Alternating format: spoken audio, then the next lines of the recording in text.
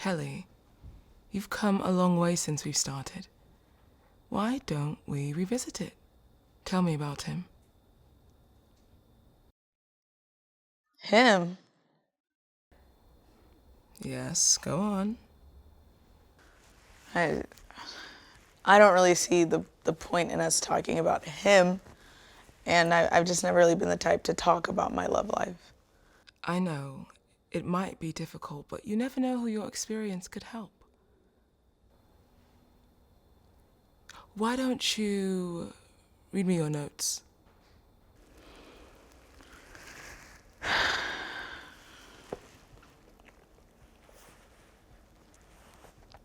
She looks good on paper, and I know I'm a mess. She's got it all together. I won't lie, I'm impressed. But even though she's beautiful and perfect, it's only on the surface, yeah, it's true. She looks good on paper, but I look good on. Life has a funny way of exposing your most conceited emotions, forcing you to learn how to swim while stuck in the middle of the ocean. Have you ever had to love someone enough to let them go? Having to ignore all the calls that come through to your phone? You don't hate them, but you have to choose for them to leave you alone? I think heartbreak is essential for understanding who you are, not who they could be. I just wish I could have told that to 19-year-old me. See, she met a boy she swore would be a forever thing. At first, they didn't want each other, but he quickly swept her off her feet. Promised her the world and more, but just asked for patience in return. She was at the peak of her career, though nervous, said she would learn everything about him and make her presence worth it. But as time passed, nothing seemed to change, and tensions came to a halt on the surface.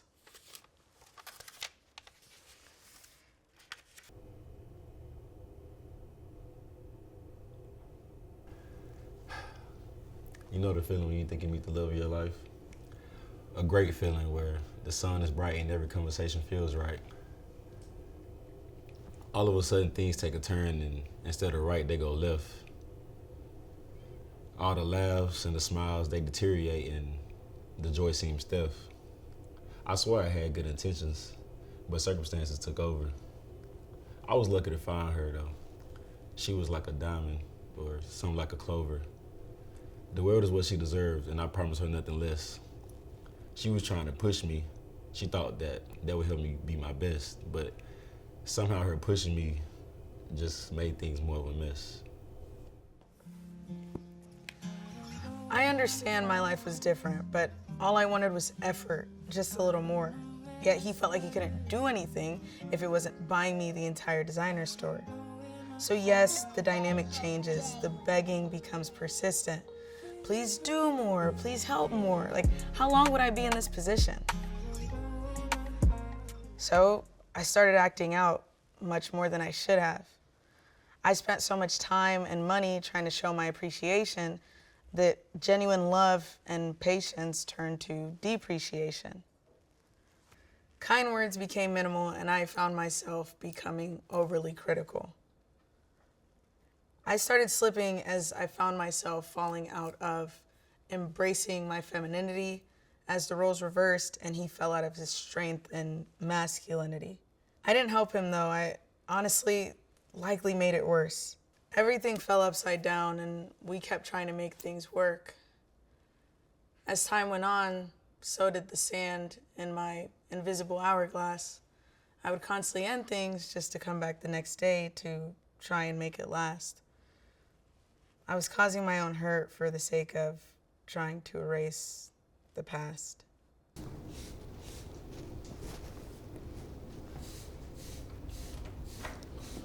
Hey. I don't think I can do this anymore. What you mean? Everything was just good. Maybe for you, but not for me. I'm confused because just last night you was telling me how much you love me. I do love you, but I just feel like I'm doing everything, and it just feels like you're not doing anything at all. Wow. So you're gonna sit here like I'm not doing anything? I mean, it feels No, like. that's what you just said. You said I don't do anything, and it's cool. You know the thing about you, Kelly? What's the thing about me, since you apparently know everything? You're never satisfied. Oh my Like, I understand I'm not in a position that you want me to be in. I understand I'm not one of those guys on Instagram that will give you the world. I'm trying though, Kelly. Like, I'm literally trying. I just need you to be patient with me. Why do you make that so hard? I am patient. You're literally not. So if you're gonna start yelling, then we don't need to have this conversation at all. Because I'm not having a conversation with someone who can't be calm when they speak. It's like you bring out the worst in me. Oh, I bring out the worst in you? You just find a way to find a negative. Like, I don't get you. I literally don't. Because it feels like I'm doing everything, right? Like, whether it's your Ubers, whether it's your groceries, like, I take care of everything. When you didn't have anywhere to stay, did I not give you an entire apartment to live in? Like, am I tripping right now? Like, I pay for every freaking thing. When you're sad, do I not spend my entire day trying to make you feel better? Because you're always sad for some reason. So I go out of my way for you, and what? Now I get told that what, you're giving up everything for me? Like, whether it's your food, your Ubers, your bills, like, who is taking care of that? I go out of my way to utilize my connections for you, which you don't take advantage of, by the way. So how am I the one that is making you give up everything? What are you giving up? Literally, what are you giving up? When you got back from a trip, did I not make sure you had everything you needed? Did I make sure now you have food or water in the bathtub? You pushed the food to the side like you didn't even care. Well, let's talk about Valentine's Day. When you thought I forgot about it, then you got mad at me. Or let's talk about your birthday when you were mad then for no reason. I'm literally do everything you ask me to. I literally do anything you ask me to, even when you can't. The time on your brother's birthday when I went and picked him up because you couldn't. I was sick. I was in the hospital. Yeah, and let's talk about that too. Let's talk about when I had to sleep on the floor in the hospital for 3 hours. I spent my last dollar to get to you and sleep on the floor. I didn't even have my toothbrush, Kelly. I don't go out. I'm not lying to you. I'm not cheating on you.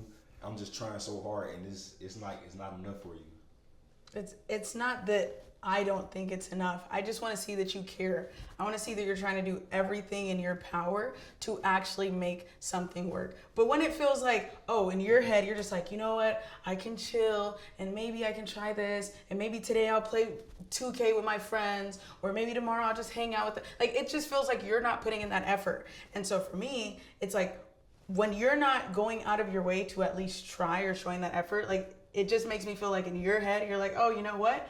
Kelly will handle it. So I can just take my time because Kelly will handle it. I might not have the most money. I might not have any money at the time, but I still try to do what I can when I can. Even the one time when I got you the card and the flowers. Where's the card, Kelly? Did you even read it? Dude, when I take care of everything and I do everything and I'm the one that feels like I'm actually trying, what the heck am I supposed to do with flowers? Like, what do you want me to do with flowers? Smell them. Dude, I'm not having this conversation with you anymore. I'm not. Like, I was trying my hardest, and I don't think you were trying to understand. I mean, it kind of hurt because when I met you, I was a confident man with a plan. I understood your frustration and was trying to make things right, hoping that I could buy your love back. But just like a man, I wasn't using my sight. Thinking logically, so I just thought maybe the designers and some money could buy your love back. I was wrong. You were losing patience, and everything you said and did felt like it was out of spite. It wasn't hard to sense or see though, because I mean, it makes two of us. I was done too. You found a way to turn a regular conversation into a fight or fuss, not letting me forget that you're not only providing for you, but providing for us. I needed an outlet, and I went out and found it. Actually got out and seen what outside was like. Compliments were on a daily, and conversations with people didn't seem like they hate me.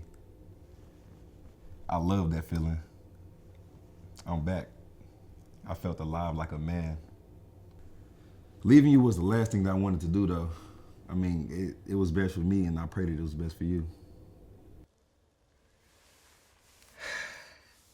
as his career finally started to take off, he felt that it only made sense to leave the last reminder of his past insecurities behind.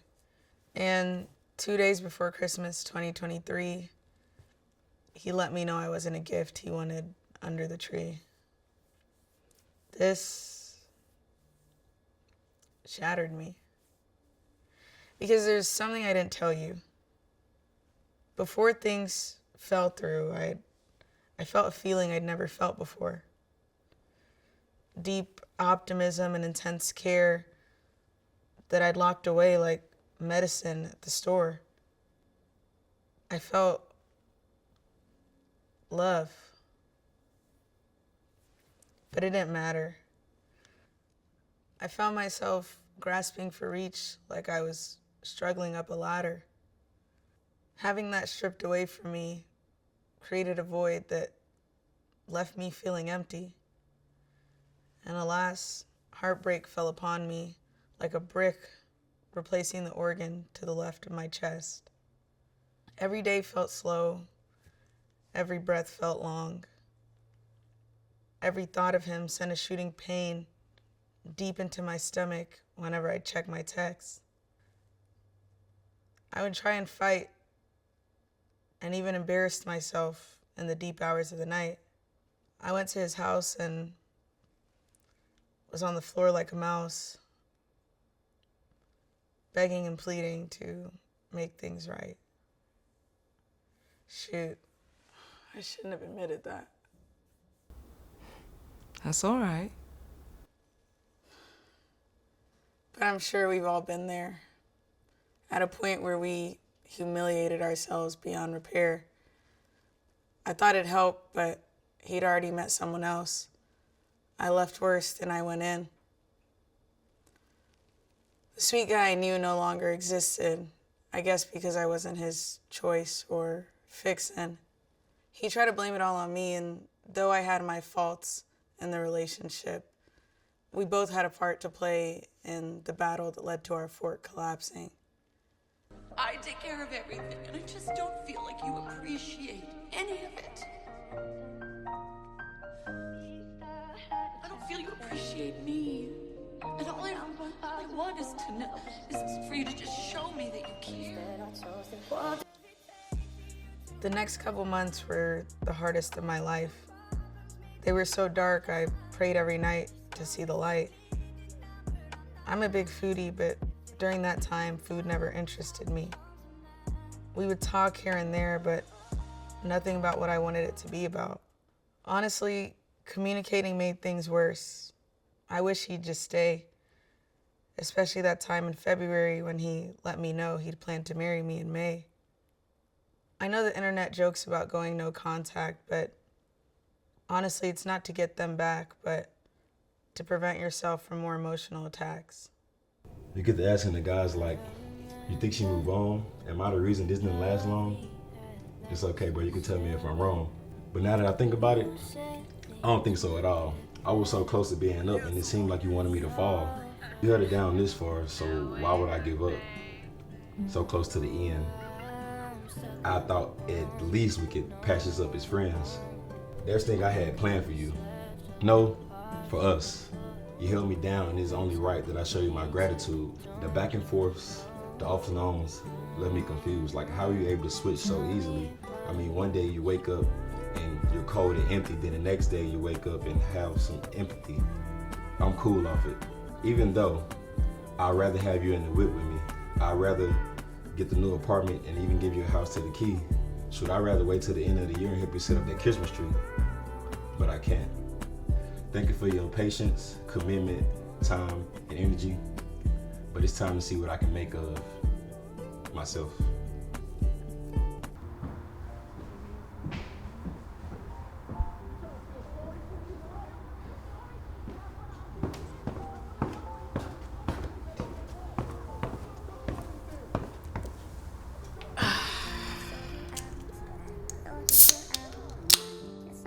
All right, let's talk. So I have a couple notes for you guys, so don't mind me if I do.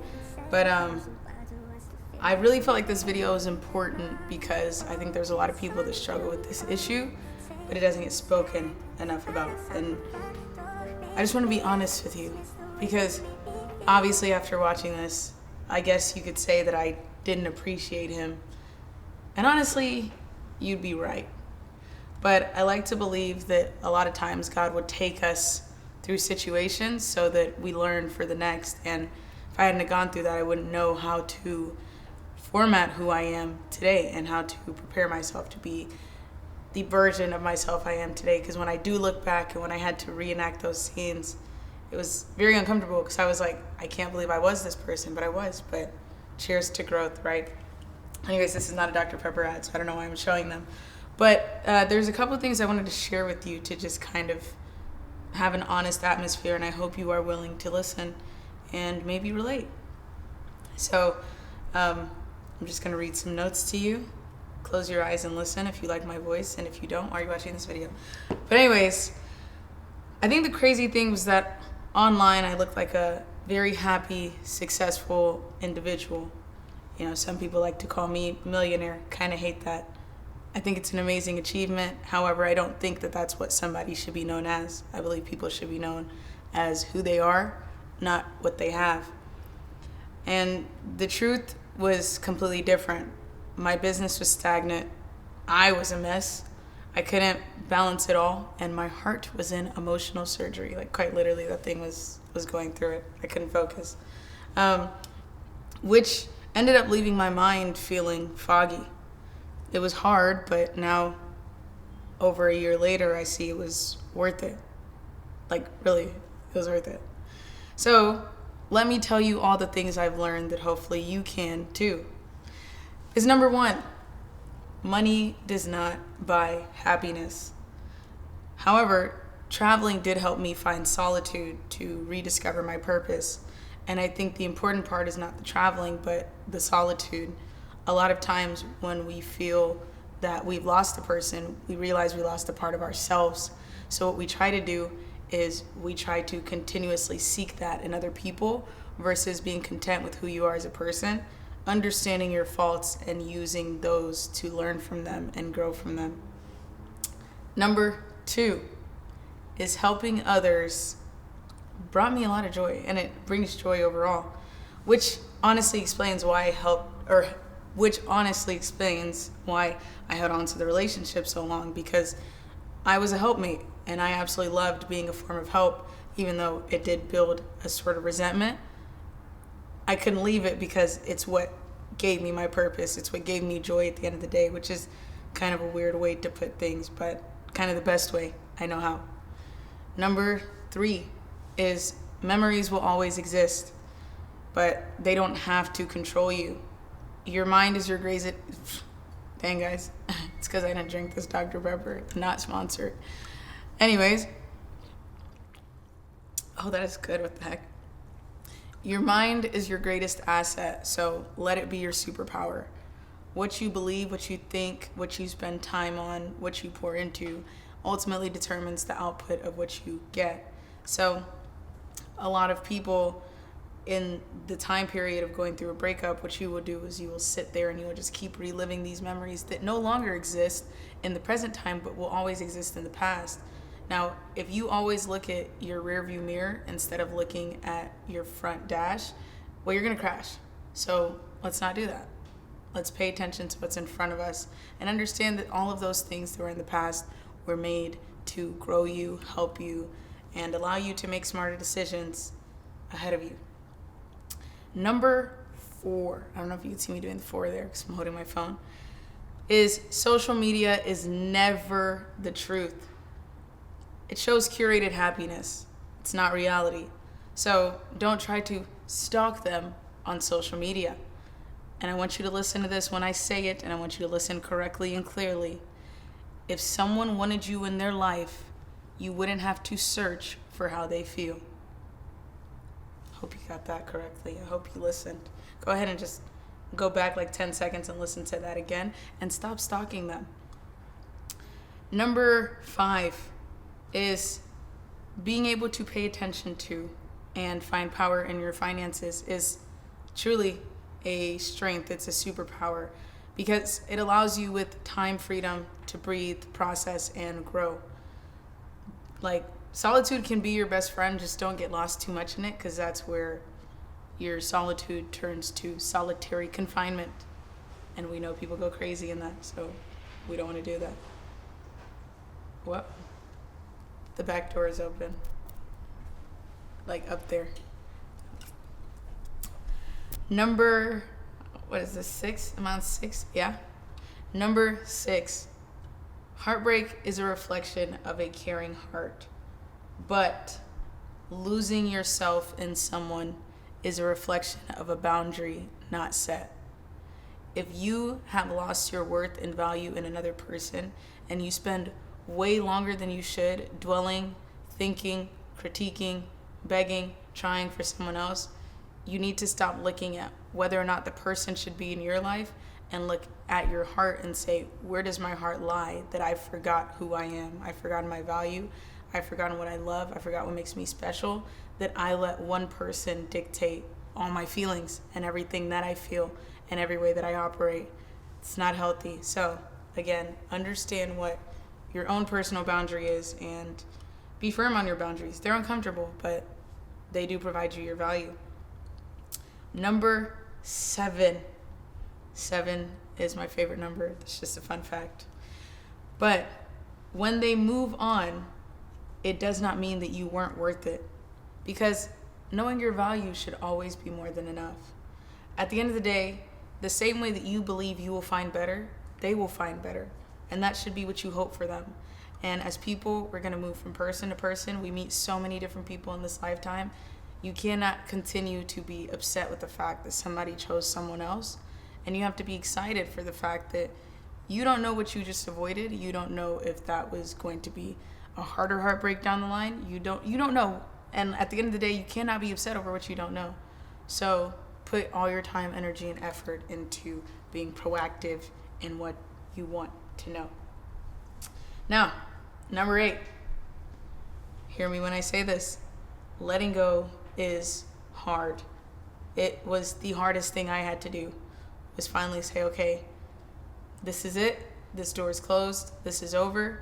But at that point, I had to say, what do I need to fix about myself that probably aided in this thing ending? So again, letting go is hard, but the real power is in loving yourself, not losing your grip holding on to someone else. So most importantly, I've learned that you can't control what God has his hand in. If it's meant to happen, it will. Breakups can be blessings in disguise, revealing strength you didn't know you had, or insecurities you needed to fix. After our breakup, I had my best months ever in a multitude of different areas. I launched a new business, built more meaningful friendships, and found a happier, more confident version of myself. It also sparked the idea of this video, so I hope that helps you. Now, understand that breakups are character development moments. They remind us just how imperfect we are because our compatibility isn't universal. You're not going to match with each and every single person you meet, but that's okay. Use the pain to grow, heal, and refine yourself, and you'll take off like that plane above us right now. But the best way to get over someone isn't with someone else. It's through your own head. Now looking back, I realized that honestly we were just two young 19-year-olds trying to play at adulthood, rushing into things with no experience. A lot of the arguments were dumb. Expectations were forced. I kind of hate looking back at it because I'm not the person that I used to be, but I'm excited because I know I needed those experiences to heal me for the future. And there will be more experiences in the future that continuously build me and instill wisdom and discernment within me, which is a prayer I have for you. Now, my therapist wanted me to talk about him, and all I can say is that honestly, he was a good guy. And I don't know his life now, but I hope the best for him. But that breakup was a gift and truly the best thing that ever happened to me. So to anyone who resonates with, appreciate what you have when you have it. Don't let pride or insecurities ruin a good thing. But if it's not right, value yourself enough to let go. Like, leave. Stop trying to stay because you're comfortable. Healing takes courage, but don't be afraid to rip the Band-Aid off because the scar that forms is a sign of true healing. Now, I want to end this with a prayer for you. because I hope that this is something that allows you to really reflect on and grow, whether you're watching this and you're currently going through a breakup, or maybe you come back to this after you go through one, or maybe you're just watching it because you love to watch me, which I'm flattered. But anyways, with that being said, can we please bow our head and close our eyes? God, I thank you for waking us up this morning. I thank you for allowing each and every single one of us to see the light of this day and the night of this day. I thank you for the things that you put us through, the situations you take us through, and the blessings and experiences that come out of it. For we know that all things are meant to work together for our good. And at the end of the day, we can only continuously do what you have allowed us to do. We can only receive what we have set out to achieve. So don't allow us to stay stuck in the areas we're in. Don't allow us to be burdened by the pain that we feel, but allow us to use that to propel us for the future. Guide our path and make all of our crooked ways straight, and forgive us for our sins. In Jesus' name, amen. So I leave you with this. Imagine the life waiting for you once you truly release your burdens to God. But you must be willing to concede to succeed. I'll see you March 1st, because I'm turning 23. I'm ruining it. That's a spoiler. I'm turning 23. So be excited. You better watch that one. I'm gonna cry. You better watch that.